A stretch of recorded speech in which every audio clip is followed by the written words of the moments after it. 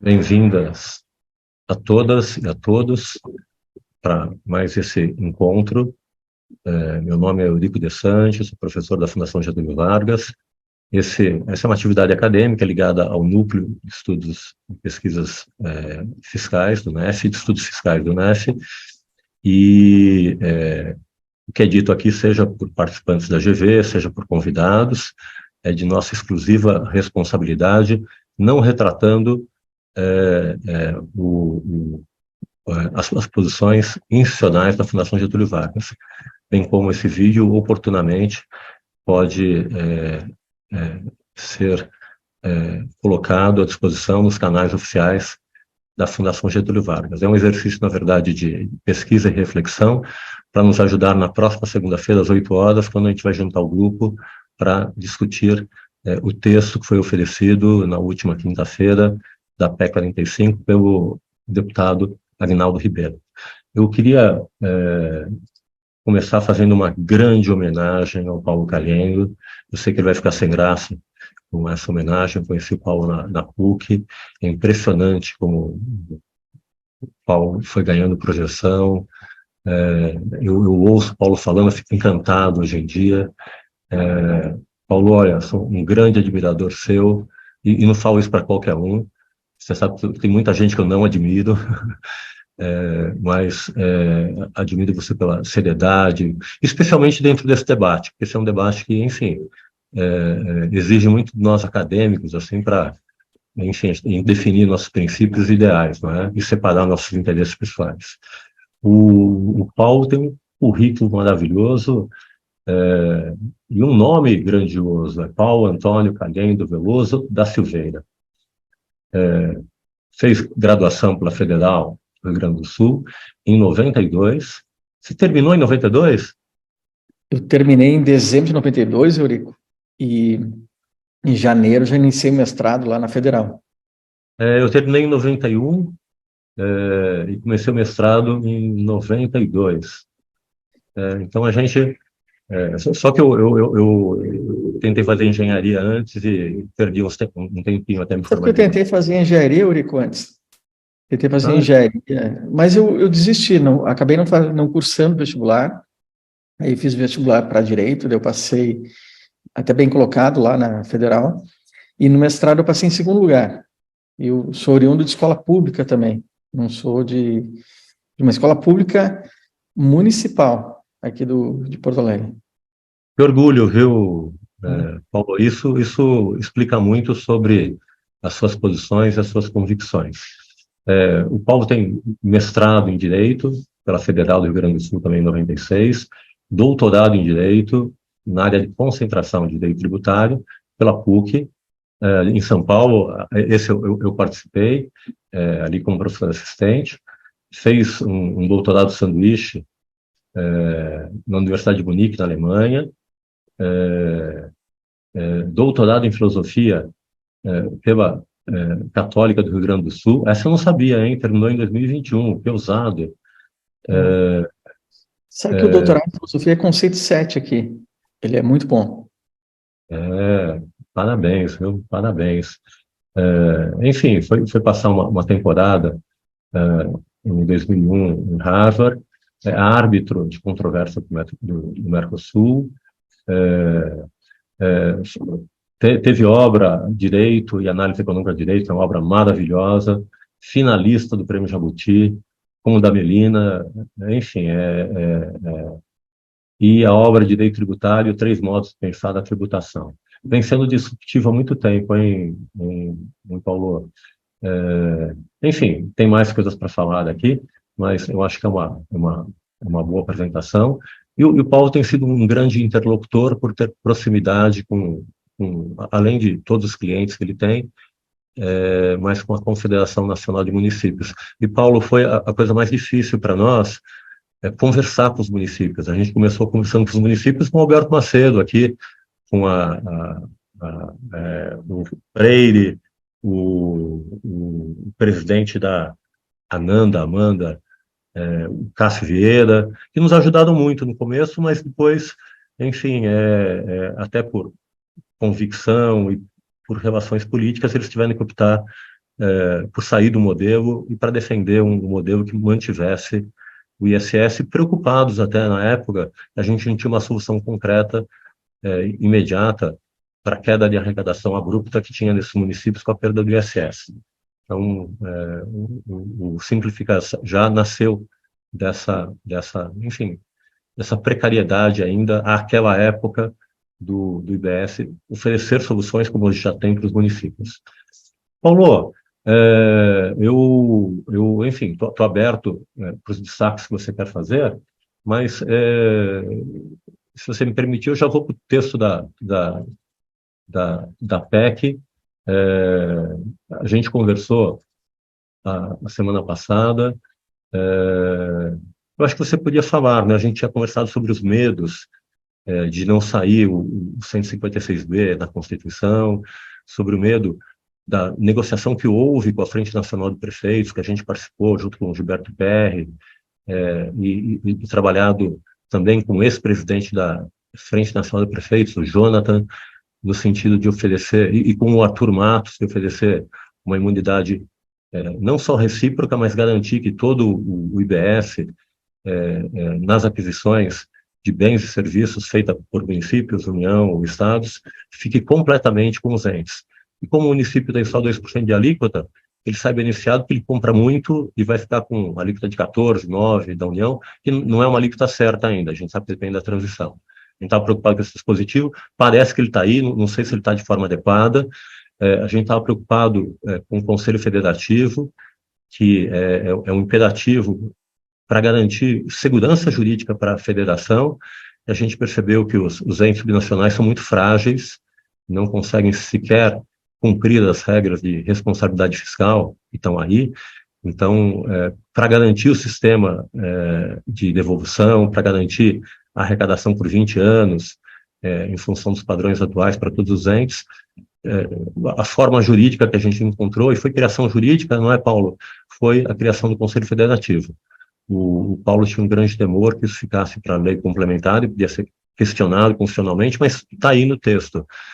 Enfim, eu acabei de passar grande parte do texto, queria avançar no 56B com você, Paulo, mas queria ver como é que foram realizadas as expectativas que você tinha em relação ao texto, que problemas iniciais você vê em relação ao texto da nova PEC 45. Não, perfeito, Eurico. Eu gostei muito desse teu espaço, dessa série histórica que tu criaste aqui para debater com diversos atores e autores, e te elogiar também, Eurico, pela tua trajetória. Eu fui teu aluno lá na PUC São Paulo, um bom período, então realmente tenho uma admiração muito grande. Eu vou aproveitar esses minutos, apesar de eu poder utilizá-lo muito para elogios em relação à experiência e à tua atuação, para conversar um pouco contigo e comentar um pouco sobre o texto, porque eu sei da audiência que tem o teu trabalho. E a primeira reação em relação ao texto, por parte dos municípios, foi de muita curiosidade e uma certa apreensão após as diretrizes. E, ao olhar o texto, a reação inicial é muito favorável, Eurico. Os municípios, pelo menos os consultores que eu conheço, os mais qualificados que eu conheço na área, que tratam dos pequenos e médios, ficaram muito satisfeitos com o texto.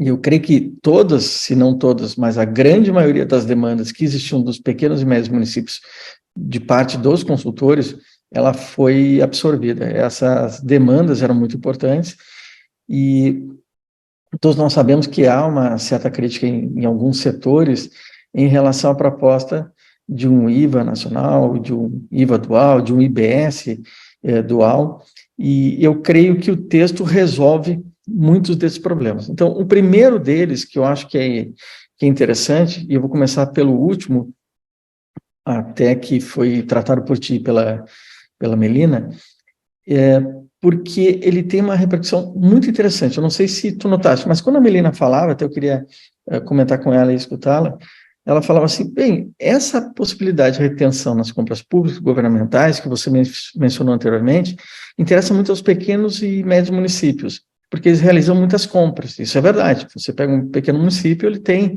compras significativas. Mas eu diria, Eurico, que ele interessa sobremaneira aos grandes municípios. Aos grandes municípios. Se você for ver grandes municípios como Porto Alegre, Recife, Salvador, a possibilidade de retenção praticamente elimina qualquer possibilidade de alegação de perdas com a reforma.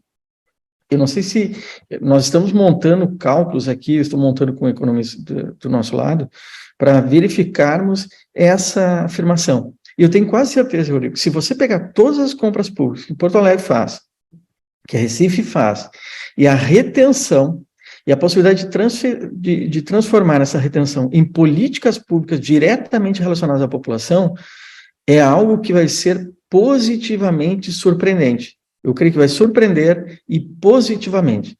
Então, a alegação de perdas com a reforma será, na minha opinião, espero que isso seja comprovado a seguir, será afastada para todos os municípios, pequenos, médios e grandes. Então, esse é um ponto que eu queria destacar. O segundo ponto que eu queria destacar é a alegação de que o texto constitucional ele não está suficientemente claro, a PEC não é suficientemente clara para esboçar todos os elementos para prever o que ocorrerá no futuro e que a reforma tributária em si não possui transparência, é até um cheque no escuro, é uma surpresa o que virá. E eu queria comentar contigo, Eurico, que, na minha opinião, é exatamente o contrário. Se nós formos olhar, e eu vi você analisando o texto do Conselho Federativo, e nós debatemos o Conselho Federativo na sexta-feira com o CECIF, com o NEF, com o FGV, nós veremos que ele é extremamente detalhado. Então, os dispositivos, todos eles estão claramente detalhados. O conceito de destino, que você falou agora com a Melina, ele é absolutamente detalhado e ele dá o quadro delimitador da lei complementar. E, portanto, esse texto, ele é suficientemente claro para demonstrar o rumo que vai ser dado pela reforma. E eu diria até um pouquinho mais. Muitas das vozes que alegam da possibilidade de nós debatermos a lei complementar, de fazer uma reforma tributária infraconstitucional, esquecem que alguns setores do movimento municipalista tentaram, Eurico, alterar o sistema tributário nacional por meio de normas infraconstitucionais. Eu estive à frente dos debates sobre a 157, à frente dos debates da 175, muitos consultores municipalistas estiveram à frente desse debate, e o Supremo Tribunal Federal, por mais de uma vez, tratou da matéria, a matéria foi judicializada, 175 e 157 não entraram em vigor com eficácia, e o próprio Supremo depois disse que a matéria era de índole constitucional. Então, hoje, na nossa opinião, após o julgamento da DI 5835, que trata da tributação do destino sobre os serviços bancários financeiros, plano de saúde e assim por diante, esse argumento de que a reforma deveria ser infraconstitucional, que é feita por vários grandes autores do país, inclusive, ela não se sustenta mais. E alguns setores do municipalismo que também defendem que a reforma seja infraconstitucional e que só vale a reforma quando tiver o texto constitucional conjuntamente com a lei complementar completa, com todos os seus elementos, eu creio que não tem sentido, e o que nos interessa realmente hoje é o texto constitucional absolutamente claro, e esse trabalho que vocês fizeram aqui, a análise que eu vi com a Melina, que você tem feito incansavelmente, demonstram isso. Então, esses dois pontos eu queria ressaltar com mais propriedade. Tem um terceiro, Eurico, que até eu queria ouvir a sua opinião aqui, em relação, aqui eu até anotei, de que o ISS é considerado o imposto mais moderno do Brasil, com uma carga tributária baixa. Essa afirmação que eu vi, ela é interessante, porque, na verdade, ele pode ser o imposto mais moderno para alguns municípios, mas eu nem sei se é para alguns. Eu tenho certeza que, para a grande maioria dos municípios do país, ele tem uma dificuldade de arrecadação muito grande, para os pequenos, médios, mas inclusive para os grandes. E eu vou dar um exemplo de um processo que eu participei no Supremo, que foi em relação às embalagens e aos rótulos. Se no caso das embalagens, que são customizadas para um produto, para uma mercadoria, se ali incidiria ICMS ou ISS, Eurico. E sabe o que eu notei? Para minha surpresa, que eu achava, com convicção interna, que os empresários decidiriam pela incidência do ISS, porque a alíquota era menor, que nem esse argumento diz, olha, a alíquota é irrisória, 5%. Ela é melhor para o setor produtivo. E, pelo contrário, o que eu notei na prática, Eurico, é que os grandes setores empresariais decidiram defender no Supremo Tribunal Federal que a incidência nos rótulos e nas embalagens deveria ser do ICMS, por uma razão específica, a possibilidade de utilização da não cumulatividade. A não cumulatividade era preferível àquela alíquota irrisória e a possibilidade de geração de crédito. E a base do sistema, como você mesmo disse na conversa com a Melina, que ficou muito boa, é um sistema neutro, simples, ele elimina todos esses gargalos intermediários, ao você comentar lá o texto com a Melina. Então, portanto, esse é um terceiro ponto que eu queria mencionar, que o modelo realmente irá trazer arrecadação suficiente aos municípios. E eu creio que esse ponto, e mais um, que é o que trataste na sexta-feira, a Melina, nós tivemos Carlos Ari, Sanfel, o Nelson e tantos outros, que é essa criação magnífica do Conselho. Esse Conselho, Eurico, eu já falei com várias pessoas, ele é uma revolução no federalismo. Ele vai ser estudado no federalismo mundial. Não existe paralelo, não sei se tu conheces, mas com certeza em países unitários que têm IVA isso não ocorre, como Portugal, e países, e falava na sexta com a Milena, como o Canadá, e outros, não possuem também. Ele será um exemplo de inovação, de um novo tipo de federalismo em um país continental como o Brasil, e eu acho que é de uma repercussão aqui que transcende ao que nós estamos olhando agora.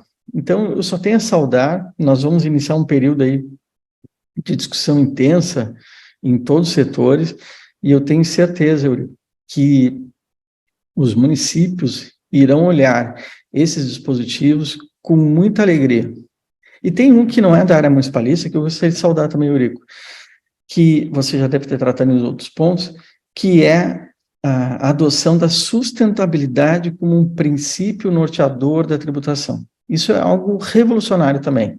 Eu não conheço em algum outro país, de forma como nós fizemos aqui, profunda, de orientação da tributação por meio do critério da sustentabilidade, da proteção ao meio ambiente, da seletividade em relação a essa matéria. É algo que também será estudado no mundo, porque eu creio que são inovações que não só nós nos abeberamos da experiência internacional, mas nós criamos algo novo aqui. Então, meus parabéns aí a todos que estão nessa luta há muitos anos e que nós temos acompanhado com muito orgulho. Paulo, só fazendo alguns comentários, no auge da PEC, do andamento da PEC 45, em 2020 aproximadamente, o Rodrigo Maia me chamou na residência oficial para uma reunião com o ACM Neto, que era prefeito, era uma pessoa importante ali no contexto da federação, da confederação de prefeitos, como é que é mesmo? Frente Nacional de Prefeitos, chamou o Donizete, chamou o Alcolumbre, chamou o relator, o Agnaldo Ribeiro, e o Baleia Rossi. E estava o Gilberto Perry também ali. Eu fui lá, eu era o único professor, né? Daí, de repente, o Rodrigo Maia falou: professor, pode explicar aí. Eu falei, pô, não tem nem quadro aqui, né? Ele falou, não, trouxe um quadro para mim.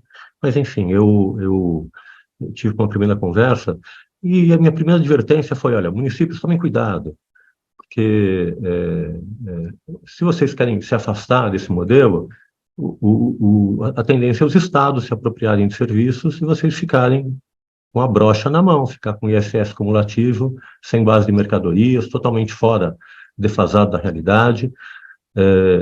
E a reunião foi muito amistosa, assim, no sentido de construir soluções. O ACM Neto fez uma fala interessante da experiência do IPTU, que a gente falava à época, né? Se vai reduzir a alíquota, se com 2% não vai arrecadar né, os bilhões que você quer, muda para 4. É menos que o ISS 5 e vai arrecadar muito mais que a base é maior. Mas não é tão simples esse jogo democrático de ficar mudando a legalidade. A gente já começa a perceber que já está funcionando, né, o grande fundamento do IBS no destino, que é responsabilizar o verdadeiro cidadão contribuinte para definir a carga tributária e negociar com os seus entes subnacionais. E a partir daí, Paulo, foi constituído um grupo de trabalho que o CECIF participou, junto com a Frente Nacional de Prefeitos, com apoio do Gobet e de um outro economista muito bom da Frente Nacional de Prefeitos, e a gente foi fazendo conta e apareceu essa questão do IPTU ser ajustado por decreto, que parecia uma demanda justa, taxa de lixo, uma série de outras questões, mas apareceu a imunidade recíproca. E o que significaria isso? E tanto o Gobet, como a API, e como o economista da Frente Nacional fizeram os cálculos. No outro dia estava todo mundo impressionadíssimo, ninguém perdia. Eu tenho até esses dados, não sei se posso divulgar, porque eram da Frente Nacional de Prefeitos, mas eu pedi esses dados, que a gente foi para uma reunião com o Greca, lá em Curitiba, para tentar convencê-lo também. Mas com esse arranjo, que é incrível, né, Paulo? A gente está realizando efetivamente a imunidade recíproca, que nunca se realizou de fato, e está ainda criando uma forma que tanto a União, Estados e municípios, nas suas aquisições, e os municípios grandes adquirem mais efetivamente, você tem toda a razão, e os municípios adquirem mais que a União, Estados e municípios, têm menor alíquota. Eles ficam com a alíquota da União, dos estados e a própria deles, enfim, criando efetivamente imunidade, e isso criou uma redistribuição da arrecadação cavalar, que foi ali listada ali. Eles fizeram uma tabela, o API, junto com o economista da Frente Nacional. Então, isso, acho que esse foi um dos condicionantes para avançar o debate, mas daí veio a eleição municipal, e aí o Donizete, eu não consigo ajustar como foi, saiu da mesa, todo mundo ficou inseguro, e aí foi a eleição da Câmara, e aí parou a PEC 45. Mas eu acho que houve um grande avanço nessa conversa com os municípios, e com o advento dos estados tocando essa pauta e levando para a PEC 110, efetivamente, a gente conseguiu encontrar os municípios, a gente conseguiu conversar com vocês, que são entes muito difusos, né? É engraçado que a gente teve dificuldade nesses 9 anos de conversar com a União, teve muita ajuda dos agentes fiscais estaduais, dos agentes fiscais de arrecadação municipais, mas muita dificuldade de falar com os executivos municipais, que não tinham interesse e eram muito difusos. Então, foi com a PEC 110 que a gente encontrou a cara da Confederação Nacional de Municípios, muito técnica, uma galera, enfim, você e a turma que trabalha lá. Tem até um cara que tem um nome parecido com o meu, né? Alguma coisa. Tem o Eudes, sim. O Eudes, o André. Eudes, que é brilhante. Brilhante. E aí eu lembro do Ataliba, né? O Ataliba lutava o tempo todo pelo federalismo, para tentar atrair a competência para o ISS, para defender a instância do município, mas eu acho que não tem força maior para defender o federalismo do que o Conselho Federativo e o modelo de IBS, que faz a distribuição do destino, com liberdade para definição de alíquotas, e a palavra nova que eu aprendi aqui é autonomia, porque autonomia não é autonomia para eu dar isenção, fazer o que eu quero com o dinheiro público. Autonomia é que ninguém vai interferir na minha esfera de competência, não vou depender do Estado para repasse de renda, não vou ter um outro município baixando a alíquota para tirar as empresas e tirar a minha receita, não vou ter Estado construindo teses sobre comunicação para tirar base do município, e nem vou ter a União interferindo em Estados e municípios, criando tributação sobre o consumo, que incide sobre o próprio ISS e ICMS, para sua arrecadação própria. Autonomia é eu garantir o exercício da minha esfera de competência do jeito que está. Não é deixar de tributar, que aí eu perco receita através de isenções e imunidades, fazendo indevidamente política fiscal de um ente isolado, não é? Enfim, falei demais, Paulinho, mas é isso, né? Eu acho que está consagrado aí os grandes interesses do Geraldo da Ataliba e dos municipalistas. Não, excelente. Eu acho que esse teu registro histórico é importantíssimo. Inclusive, a questão das compras públicas estava na PEC 45, na 110.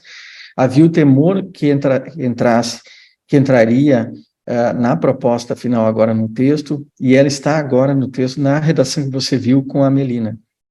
E só para comentar que realmente se cumpre agora o grande desejo da imunidade recíproca. Eu não sei se todos acompanham essa beleza que foi estabelecida, mas o modelo, ele permite, por exemplo, que quando o município adquire medicamentos, parte desse recurso não retorne para o caixa único, ele vai exatamente para a finalidade pretendida. Ou seja, nós temos aqui a garantia da autonomia, como você disse, e muito bem disse, ou seja, não há afetação da autonomia financeira de um ente por outro, e também nós temos aqui a integralidade das políticas públicas realizadas pela aplicação de totalidade dos recursos para o fim pretendido. Compra medicamentos, todo recurso irá para a aquisição de medicamentos e nada mais voltará para o caixa único de outro ente. Então, acho que isso é muito importante. Tanto o Eudes quanto o demais... Paulo, só fazer, até perguntar, né, para confirmar, enfim, se eu exporto um medicamento, o medicamento sai exportado com preço de custo, em função do modelo. Se o medicamento, que deve ter uma alíquota reduzida, for comprado por um particular, vai incidir 25% de IBS. Se o medicamento for comprado por um ente público, um município, um grande município, pequeno, médio, não importa, se for comprado pelo município, ele sai sem tributo e, além disso, eu fico com os 2% aí do município, os 9% do Estado, os 14% do Estado, os 9% da União, eu fico com toda a carga tributária para o município, não é? É essa a proposta, não é? Essa é a proposta. Imagina, Eurico, se nós fôssemos comprar, nós teríamos essa incidência no modelo, temos essa incidência no modelo atual. Agora, se o município importa, se ele for importador de uma máquina, de um aparelho de tomografia, de algum aparelho hospitalar, ele não tem a incidência, porque aí ele é contribuinte de direito, ele é importador. Então, nós temos hoje, no atual modelo, um incentivo à importação. Esse incentivo à importação fere a indústria nacional. Eu creio que a indústria nacional, além do próprio município do poder público, é muito interessada nesse sistema. Nós estamos fortalecendo aqui a produção interna, a produção nacional, a fabricação, e que pode tornar nessa união universidade, municípios, estados, poder público em geral, né, e o setor privado, no grande tripé de alavancar o crescimento nacional. Então, realmente, é uma saída que eu não sei se todos viram a dimensão virtuosa dessa proposta, que já existia, como você bem disseste, na PEC 45, na PEC 110, e agora está no texto. Paulinho, só para registrar, essa foi uma proposta que surgiu num grupo do Samurais ali, que a gente fez a primeira lei complementar, e a gente se deu conta, né, que com o modelo ISS, CMS, PIS/COFINS, é tudo separado, eu pago tudo, não tenho como... A imunidade recíproca é só um símbolo, não é? Agora, quando eu tenho IBS, efetivamente está tudo junto, e eu tenho não cumulatividade efetiva, eu consigo identificar o último elo da cadeia e consigo construir essa imunidade recíproca. Então, a primeira formulação surgiu na lei complementar, que foi posta inicialmente pelos Samurais. Samurais é esse grupinho aí do Aldo, Salucci, Gustavo Amaral, da Conca, o Pedoba também participou, e a Larissa. Então, foi feito isso, e destacar, não é, que qualquer modelo que não busca integração, eu estou fadado a ter que pagar, como acontece hoje, né? Eu sou um município, eu compro um carro, mas eu não sou contribuinte do ICMS. Então, a concessionária tem que recolher ICMS, eu pago ICMS. Se eu contrato um serviço, quem paga o serviço não sou eu que sou consumidor, quem paga o serviço é a empresa, então já vem para o serviço. PIS/COFINS, IPI. Então, esse modelo sedimentado foi feito para não funcionar. Então, é incrível como, quando a gente junta tudo e garante a não cumulatividade efetiva, a gente consegue realizar, pela primeira vez na nossa história, sem puxadinhos, não é? Essa imunidade recíproca e efetivamente distribuir recursos, especialmente para os municípios que têm alíquota menor, vai ficar com o resto da alíquota.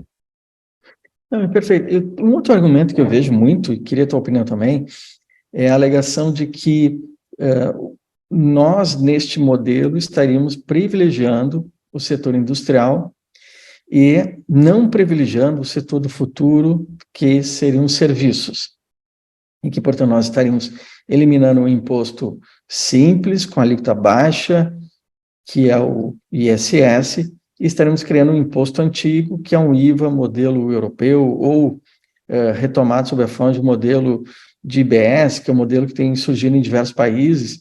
E eu creio que esse argumento é muito falacioso, eu queria até a sua opinião.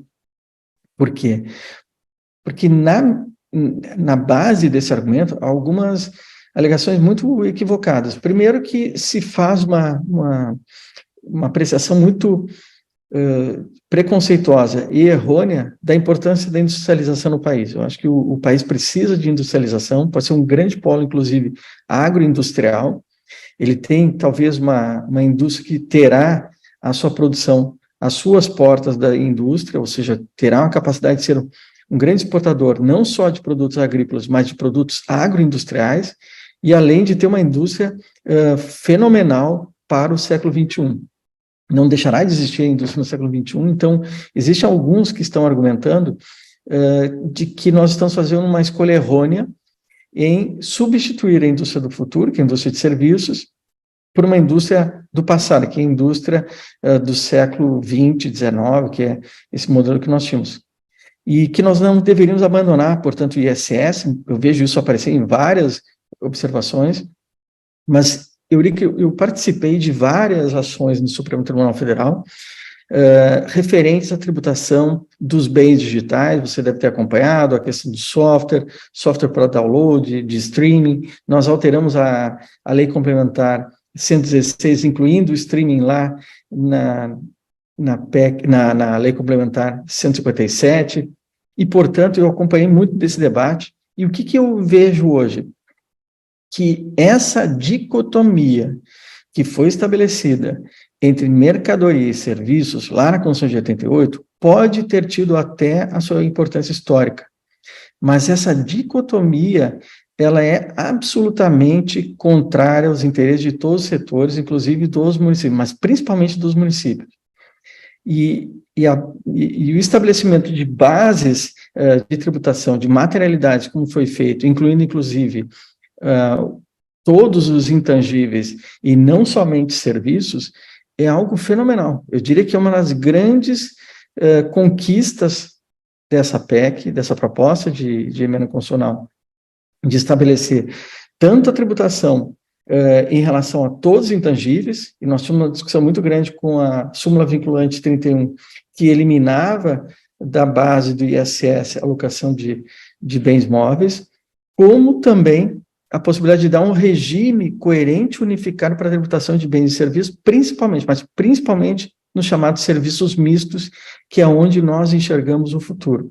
Os serviços mistos é aquele que nós temos entrega de bens com serviços que são embarcados, que estão embutidos ali. Eu creio que essa é, talvez, a grande possibilidade de eliminação dessa quantidade de litígios no Supremo Tribunal Federal. Imagine que você vai debater qualquer produto novo, por exemplo, o novo óculos aí da Apple, e nós vamos ter que classificá-lo como produto ou serviço.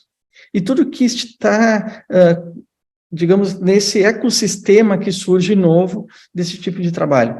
Nós teremos um novo litígio para os próximos 10, 20 anos, se é produto ou serviço.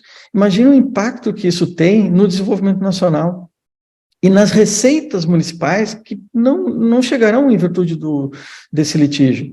E para o Estado também. E, de outra parte, para a indústria, que não sabe calcular o preço. Então, portanto, essa solução que foi dada, ela é, para além de uma solução técnica, uma solução extremamente virtuosa para o desenvolvimento nacional, das receitas e da indústria nacional. Eu acompanhei um debate, Eurico, sobre fertilizantes.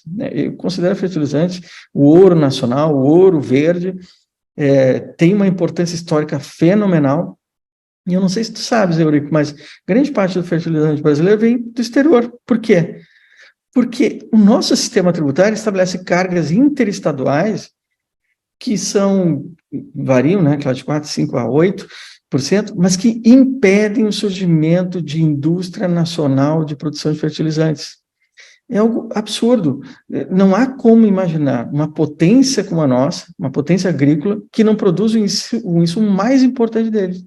E se formos ver no texto, você vai poder olhar no texto, foi dado um regime especial para insumos do setor agro e para fertilizantes também, que estão ali incluídos, né, produtos agropecuários e os insumos agropecuários também. Então, eu creio que essa solução aí, ela é fenomenal. Eu sempre recordo você debatendo também, Melina, da necessidade de substituição desse atual modelo que cumpriu o seu papel, mas se torna arcaico no século XXI, dessa divisão entre mercadoria, serviço, produto e serviço. Paulinho, eu só fazendo uma homenagem a você, eu não tinha isso no radar, mas você falou num evento ali da Fundação Getúlio Vargas, do NEF, lembrando que, na verdade, o primeiro modelo de IVA que foi instalado nem pensava em serviços, não é? Isso veio nos modelos ulteriores que trabalhavam com serviços.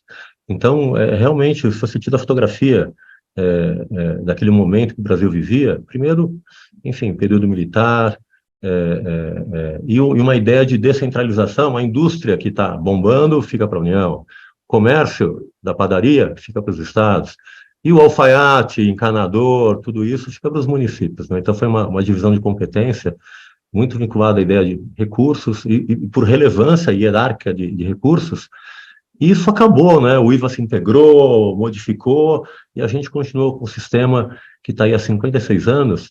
Eu tinha uma namorada que o pai trabalhava com serviços, o irmão também, e serviços de alta tecnologia voltados ao poder público. E era um contra-reforma, porque como é que eu vou negociar com o poder público contratos agora, porque vou ter que aumentar o preço, vai aumentar o preço 25%. Eu já tinha falado, olha, tá saindo uma solução efetiva de imunidade recíproca e está aí.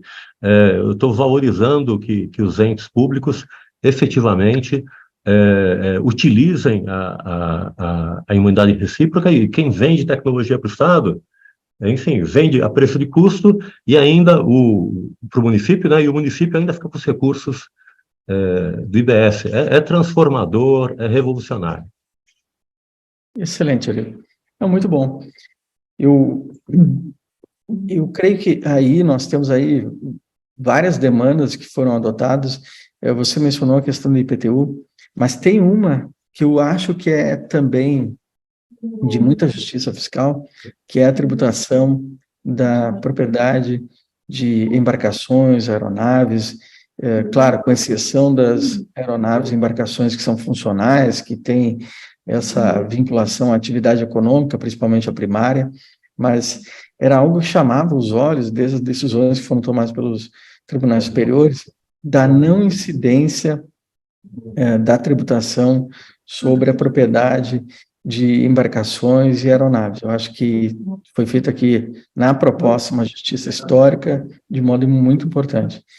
E, em relação às discussões sobre o IPTU, realmente esse tema de ter uma lei específica para a base de cálculo do IPTU, nós encontramos aí uma visão que é importante. Ter uma lei geral para o IPTU, definindo seus limites e características, talvez seja mais adequado, aqui nós vamos abrir um debate muito importante, do que uma lei específica sobre o valor venal de cada imóvel, né, ou dos imóveis que são definidos.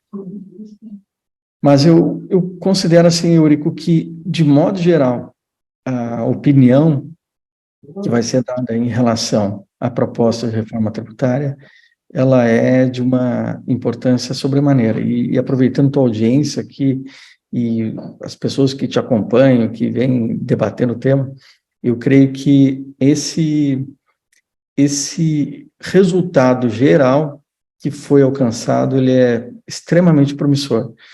Existia mais um aspecto aqui que foi chamado a atenção, Eurico, que era com relação ao conceito de destino. O conceito de destino, ele aparecia na PEC 110 de uma forma muito genérica, Ele não tinha uma previsão tão clara, com exemplos como foram dados agora nesse texto da PEC. Paulinho, eu vou compartilhar o texto. Você lembra qual que é o dispositivo? Eu falei com ele agora há pouco, com a Melina. Eu tenho que procurar aqui. Eu vi Então, você falando sobre... eu estou tranquilo aqui, eu encontro. Tá bem. Vai falando, estou mostrando o texto aqui. Share. Então, existe uma grande dúvida em relação a exatamente se o conceito de destino ele não ficaria muito aberto para a lei complementar. E esse texto, de uma forma muito interessante e inteligente, ele lista algumas possibilidades, que, como você disse lá, você se fez uma regra matriz, estabeleceu algumas possibilidades, e nós tínhamos muitas dúvidas em relação a esse aspecto, porque existem muitas possibilidades de ter o conceito de destino, e lá na DI 5835, Eurico, justamente o problema que foi elencado pelo ministro Alexandre de Moraes é de que existiam múltiplas possibilidades de conceito de destino, mas existia um conceito de destino que era definido no texto constitucional e que o texto da Lei Complementar 175 tinha um conceito que não era exatamente do texto constitucional, e nesse conflito prevaleceria o texto constitucional, logo a Lei Complementar 175 seria inconstitucional. O que faz o texto aqui, você menciona aqui, apresenta ele de modo claro, ele faz exatamente isso, ele traz no texto justamente os limites possíveis de aspectos territoriais, né, de aspectos espaciais, que podem constar na lei complementar. Parece um elemento técnico de menor importância, mas ele é importantíssimo, ele reduz a litigiosidade, ele dá força à lei complementar, e ele realmente vai permitir a força a ser estabelecida às normas. Sabe, Paulo, eu vou ver se consigo mostrar a nota técnica aqui, mas a gente levou em consideração os elementos de conexão do direito privado internacional, que eram, enfim, o local do ato, o local do imóvel, o local do destinatário, o local do adquirente, e, enfim, em função da razão do imposto, a gente fez essas combinatórias que deram N possibilidades, e a gente foi fechando o que seria o destino para o IBS, e depois a gente escreveu o texto da lei complementar, e depois subiu para a Constituição. Então foi um trabalho longo aí. Eu acho que na PEC 110 não estava tão bem consagrado assim. Merecem cumprimentos o pessoal da Câmara, os técnicos da Câmara, a Lucila e o pessoal, por ter construído esse texto. Ficou bem redondinho mesmo. Só antes de entrar ali nos impostos dos municípios, na seção 5, tem um aspecto que nós tínhamos levantado também, que era do IPVA, sobre veículos terrestres, aquáticos, aéreos. Paulo, antes de entrar ali, eu queria tratar um tema com você.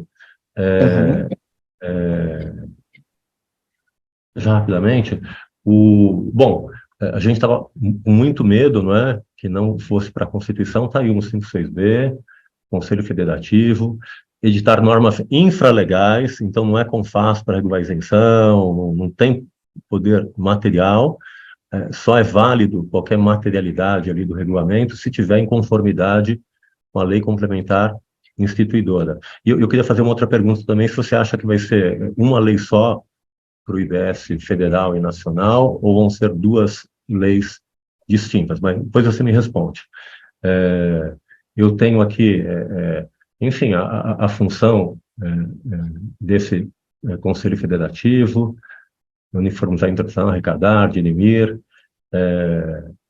Agora, tinha um dispositivo que saiu daqui, que, enfim, só quero fazer o registro, que foi muito negociado e graças a ele, eu tive um grande apoio das administrações tributárias, que são muito heterogêneas no Brasil inteiro, e como eu estou unificando o imposto, havia uma demanda delas para que, enfim, todas as autoridades competentes para efetuar o lançamento tributário, que trabalhassem com o IBS, tivessem uma mesma corregedoria e tivessem homogeneidade de vencimentos. Enfim, eu só quero registrar isso, porque foram muito parceiros nossos, assim, e atendendo demandas de classes justas, não é? Quem faz o mesmo trabalho merece a mesma remuneração. e que defenderam muito o IBS, contando também com essa unicidade de atividade. E o dispositivo não apareceu em várias versões, na 45, na 110, porque os agentes fiscais apoiaram muito a proposta e só pediram isso, que, enfim, igualdade de tratamento em relação aos demais entes, e não surgiu aqui. Só para fazer esse registro para você, Paulo, e só essa perguntinha, são duas, na sua interpretação, está ambíguo, né? Porque o 95 fala da lei complementar, ali no 156B eu falo do IBS, do chamado nacional, o federal remete à lei complementar, seria desejável uma única lei, mas a ideia é que é uma contribuição, mas não é mais a contribuição anterior sobre receita e faturamento, que é aquela por lei ordinária, agora não, é sobre bens e serviços, e tem uma regra para ter mesmo faturador, base de cálculo. Na sua interpretação, então, o Reginaldo fala que é uma lei só, mas na sua interpretação do texto, são duas leis complementares ou uma só? Olha só, Eurico, eu acho que você toca no ponto mais importante, ou talvez o que nós tenhamos mais debate hoje, que é o Conselho Federativo. E há um temor de que, se for uma lei só, nós estejamos submetidos à forte posição da União e que isso traga algum prejuízo aos estados e municípios. E, portanto, há uma tendência... Isso fere o princípio federativo, não é? Você excluir estados e municípios da formulação da lei que vai fazer a transição e depois eles chegarem depois. Enfim, a competência é a mesma, não é? Não é porque colocou um aqui e outro aqui, é a mesma lei, todos têm que exercer juntos essa competência. E há a opinião de que talvez isso tenda a abolir a autonomia real de estados e municípios. Então, aí teria um problema. Mas eu não tenho opinião fechada sobre o assunto, mas a tendência do que eu vi até o momento é acharmos que existem duas leis complementares, 156B ali, que você estava analisando muito de forma interessante. Ele fala em lei complementar, mas a primeira leitura que eu faria é que a lei complementar, a 156B, então seria uma lei complementar própria para ele. Então, seriam duas leis complementares. Eu creio que aqui você tem um ponto bem importante. O outro ponto que é importante aqui Paulinho, é... por favor, gente, só para bater nesse ponto. Uhum. Na dualidade entre regras e princípios, que a gente fica tentando interpretar a imunidade do livro, se ela garante a liberdade de informação, ou o que ela garante, fica psicografando o princípio. Todas as decisões tomadas no desenho do IBS, até 45, a gente primeiro definiu os princípios. Depois a gente sopesou cada princípio para tomar cada decisão. Então, os princípios que orientam a lei complementar, assim, toda a construção da PEC 45 são, em primeiro lugar, simplicidade, neutralidade, transparência e isonomia. A ideia de duas leis não atende à simplicidade, não atende à transparência, não atende à neutralidade, nem atende à isonomia. Assim, é totalmente um absurdo e nada justifica o interesse mesquinho da administração federal, ter sua própria lei. Enfim, a lei é para todos, não tem justificativa, é a mesma regra matriz. Você pode arrecadar do jeito que você quiser, mas eu não tenho... enfim, e quem paga é o contribuinte. Então, nós contribuintes queremos uma lei só.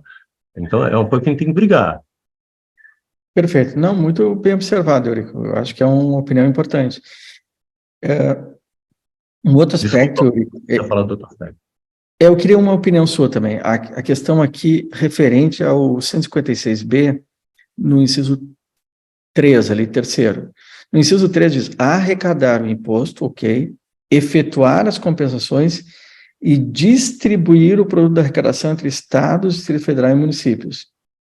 No 156B. Estou vendo aqui.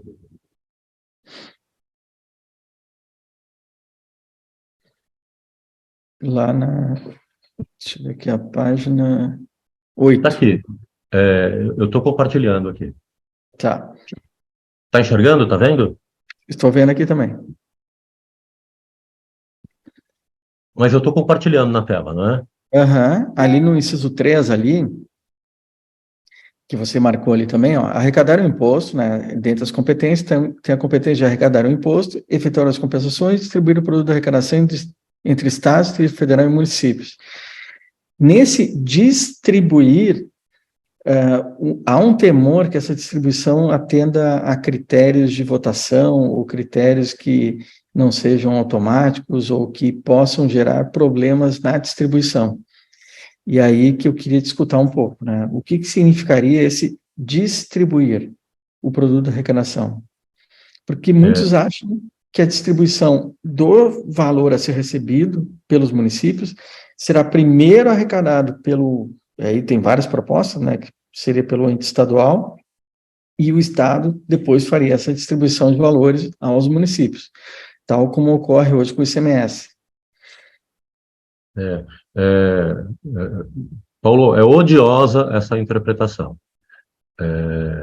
O Conselho Federativo foi criado para instituir confiança onde não há confiança. Então, ninguém confia que a União vai devolver dinheiro, vai distribuir dinheiro para estados e municípios, nem que o Estado vai devolver dinheiro vai entregar dinheiro para os municípios. A gente sabe que entrou no caixa de qualquer um dos entes, é um interesse mesquinho, depende de orçamento, isso não funciona. Então, isso foi idealizado, foi pensado, e aí uma coisa é a intenção, não é? Mas eu acho que tem um longo percurso narrativo de sentido, que pode não estar na norma, mas que, aplicando o nosso querido Paulo de Barros Carvalho, está claramente na enunciação. Qual que é a enunciação desse processo? E o Nelson fala isso de uma forma belíssima, que eu não consigo reproduzir, é quem conhece contabilidade. Quando uma empresa de São Paulo vende para uma empresa do Rio Grande do Sul, uma mercadoria, um serviço, quem paga o imposto é o adquirente do Rio Grande do Sul, e o fornecedor, ele recebe esse dinheiro a priori, nesse modelo de crédito destacado na nota, e ele manda o dinheiro, um valor de R$100, os R$25, ele manda para o Conselho Federativo. De quem que esses R$25 que foram recolhidos pelo adquirente do Rio Grande do Sul? São do adquirente do Rio Grande do Sul. Não é nem de São Paulo, não é nem do Rio Grande do Sul. Se do Rio Grande do Sul há uma venda, vamos imaginar o mesmo produto, para o Paraná, o fornecedor, o adquirente do Paraná vai pagar o imposto relativo a essa aquisição, e lá no Conselho Federativo, ele vai entrar na contabilidade como sendo o titular agora desse crédito. Em função da translação, é ele que é o titular do crédito. Ou seja, uma mercadoria que circula entre São Paulo, Rio Grande do Sul e Paraná, o dinheiro não é nem do Rio Grande do Sul, não é nem de São Paulo, nem do Rio Grande do Sul, nem do Paraná, é do adquirente e do contribuinte. Se o adquirente exportar, ele pede para o Conselho Federativo o dinheiro, não vai para ninguém. Se o adquirente do Paraná for uma empresa comercial e ele vender no Paraná para o consumidor final, não contribuinte do IBS, aí é que vai estar autorizado ao Conselho Federativo distribuir a alíquota de Curitiba para Curitiba, porque houve consumo, a alíquota do Estado do Paraná para o Paraná e a alíquota da União para a União. Então, no desenho disso é tudo automático. E isso foi muito bem desenhado pelo pessoal do Fisco, junto com o Nelson, no sentido que quem distribui é o Conselho Federativo. Ele retém, assim, olha, bem na fala aqui, ele arrecada, recebe dos contribuintes coletores o recurso, levando em consideração ali, na conta corrente dessa estrutura, que o adquirente, o último adquirente, é o titular desse recurso, se exportar, devolve para o adquirente,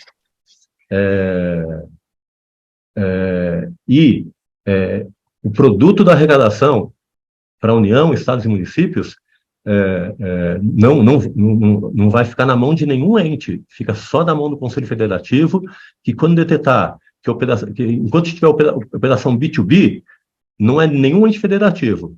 Quando tiver a última operação, só operação B2C, que eu saio da cadeia produtiva, em que efetivamente eu tenho destino para a operação, não tenho mais direito a crédito, porque é um adquirente não contribuinte. Nesse momento vai ser distribuído para o município, para o Estado e para a União automaticamente. Então, qualquer desvio disso, ao meu modo de ver, fere o princípio federativo, fere a autonomia dos entes vinculados aí, e mais uma vez eu vi esse temor também, a competência desse imposto nacional não é do Estado, é do Estado e do município. São os dois que vão instituir a lei. Eu diria mais, assim, é um imposto nacional que envolve também um imposto federal para simplificar para o contribuinte, mas a administração do Estado e do município, e eu vejo, enfim, não consigo imaginar que isso possa, de alguma forma, ser retido pelo Estado. Quem faz isso é o Conselho Federativo, que existe para dar segurança jurídica e confiabilidade que os estados não demonstram na relação com os municípios. Não, perfeito. Eu fico muito feliz de escutar essa sua interpretação autêntica aqui do texto, e eu concordo. Eu acho que essa distribuição automática do produto da arrecadação, ela é uma das grandes proteções à autonomia financeira. Então, é um ponto importante aqui. Mestre Eurico, chegamos aqui às 18 horas, então, eu me despeço aí te elogiando novamente, a toda a equipe. Paulo, você quer comentar rapidamente só a questão do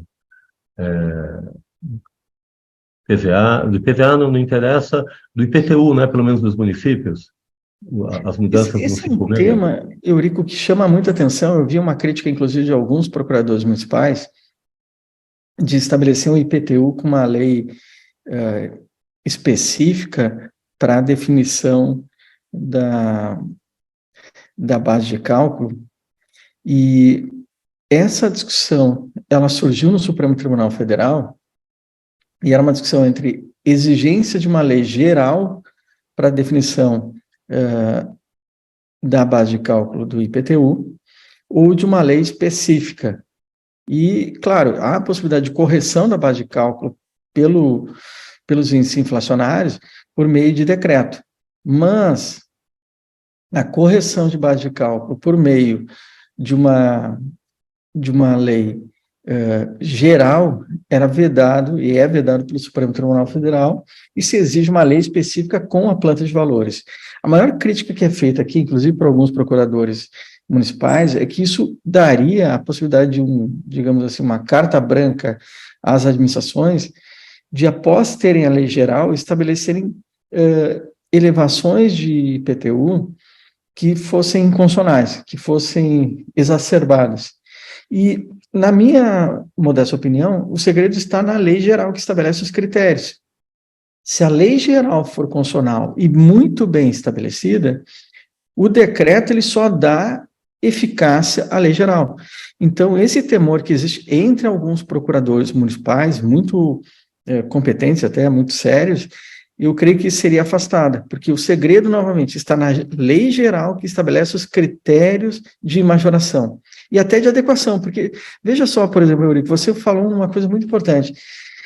O critério ambiental, por exemplo, a variável ambiental, sustentabilidade, não existia 20 anos atrás, nem no texto constitucional, de forma clara. Se nós vamos estabelecer isso como um critério, inclusive, para o IPTU hoje, imagina, eu tenho que alterar a legislação estabelecendo critérios que depois vão aparecer na planta de valores. Eu escrevi um artigo, Eurico, sobre o chamado cadastro multifinalitário e o uso de inteligência artificial no cadastro do IPTU. Ou seja, você usa o cadastro do IPTU para a realização de outras políticas públicas por meio de uso de dados, claro, respeitando a proteção de dados do contribuinte. Mas hoje você tem um big data, um fiscal data em relação aos dados do IPTU que permitem outras ações. Isso era impensável há 5 anos atrás, é impensável ainda hoje, em certa medida. Então, na medida que nós precisamos de um imposto territorial moderno, ágil e assim por diante, nós não precisamos exigir que a definição concreta lá da base da planta de valores seja definida uma lei específica que vai passar por uma Câmara de Vereadores que não tem toda a compreensão de cada item daquela legislação específica, mas a Câmara de Vereadores tem um entendimento da lei geral, que são o quê? São os critérios que devem nortear a mudança da cidade e para onde a cidade vai. E pensem que nós estamos chegando num momento que se chama momento de cidades inteligentes, né, e que precisam de tributos inteligentes e que sejam adaptados a essa nova orientação. Cada vez a gente vê mais elementos, por exemplo, cidades inteligentes inclusivas, cidades inteligentes sustentáveis, cidades inteligentes... E aí tem uma série de adjetivos e nós temos que adaptar a legislação e a tributação a esses novos tempos. Portanto, a exigência de que a lei seja específica com todos os seus detalhes está travando, na minha modesta opinião, que a gente tenha um IPTU claro e muito bem definido. Talvez seja um novo tema aí para análise específica, que seriam os tributos sobre a propriedade. A Confederação Nacional dos Municípios, junto com esses técnicos que tu mencionaste e tu citaste, são muito interessados nesse debate. Não é um debate puramente arrecadatório, é um debate de ordenação da cidade. E a ordenação da cidade passa por uma ideia de um IPTU moderno, inclusivo, sustentável, ambiental, etc, etc. Então, eu queria te agradecer aí por último, Eurico, e dizer que, na minha opinião, assim como olhar de consultor, o movimento municipalista está, na minha opinião, e pessoal, muito satisfeito e muito contemplado nessa proposta. E eu tenho certeza que nós vamos ter aí um resultado histórico no país, um dos IVAs mais modernos que nós conhecemos hoje. Paulinho, um último comentário, é mais uma propaganda aqui. Eu queria convidar todos para participar do 21º Congresso de Direito Tributário. Sabe, Paulo, eu tenho um carinho especial por esse congresso, que eu defendi meu doutorado dia 23 de maio de 2000. Daí, alguém faltou, a Isabel Derzi, o Soto, daí me chamaram para dar palestra lá. Eu dei minha primeira palestra sobre decadência e prescrição, e foi muito bem recebida, aquela sala enorme, enfim, foi uma coisa muito importante para mim. Foi um congresso marcante, seríssimo. Então, eu acho que é um momento para a gente chamar atenção que esse processo é a nossa reforma tributária, não tem um dono, todo mundo pensou juntos, a gente pode ter começado um pouquinho o movimento, mas tanta cabeça dando ideia, posições, você é um grande protagonista desse processo, e a gente devia convidar todos esses congressos importantes, como o Gramado, como o da BDF, o Brigagão, o IDEP, do Paulo Aires, o do pessoal de Minas, da Isabel, do Sacha, para ajudar a pensar, a melhorar esse texto, não é? E enfim, assim, continuem as críticas, não tem problema nenhum, mas tá ruim o texto da não cumulatividade, como é que eu faço para melhorar? Tá ruim esse texto do IPTU, como é que eu faço para melhorar? Então, criem alternativas, porque é difícil fazer, né, Paulo? A gente precisa de ajuda, e da ajuda de pessoas qualificadas que pertencem, que estão dentro desse congresso. E eu queria destacar, eu fui convidado, eu queria agradecer a Melissa por ter me convidado para esse evento, faz tempo que eu não era convidado, e eu queria agradecer muito a presidente do congresso. Estavam marcando a passagem, mas eu estou entre São Paulo e Portugal, a minha namorada tem um pai de 89 anos que está nas últimas, então estou numa situação de insegurança para estar acompanhando essa situação. Estava em Lisboa ontem, cheguei hoje e posso voltar qualquer hora para Lisboa. Então eu falei, nem marca a minha passagem, mas eu quero fazer questão de fazer uma grande homenagem ao Paulo Caliendo. Vou passar aqui o valor dos congressos, mas está aqui, ó.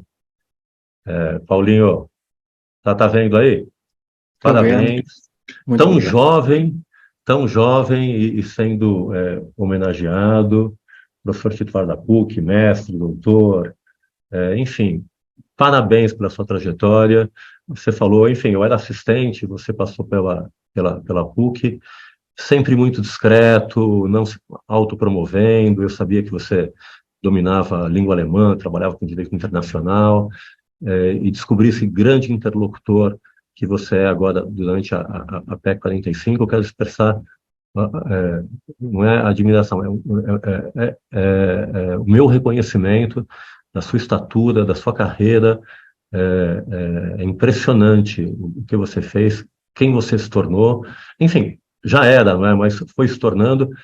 Parabéns, é um orgulho estar participando disso. Eu peço desculpas, possivelmente eu não estaria no Congresso, mas eu não podia deixar de fazer essa homenagem a você, muito, muito, muito merecida.